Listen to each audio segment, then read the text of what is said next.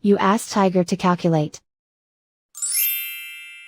This deals with the order of operations. The final result is 23. Let's solve it step by step. We begin by calculating the expression inside the parentheses. Simplify exponents and square roots. 5 to the power of 2 equals 25. Perform any multiplication or division, from left to right. 8 times 2 equals 16. Calculate any addition or subtraction, from left to right. 16 plus 25 equals 41. Simplify exponents and square roots. 8 to the power of 2 equals 64. Calculate any addition or subtraction, from left to right. 64 minus 41 equals 23. And so the final result is 23.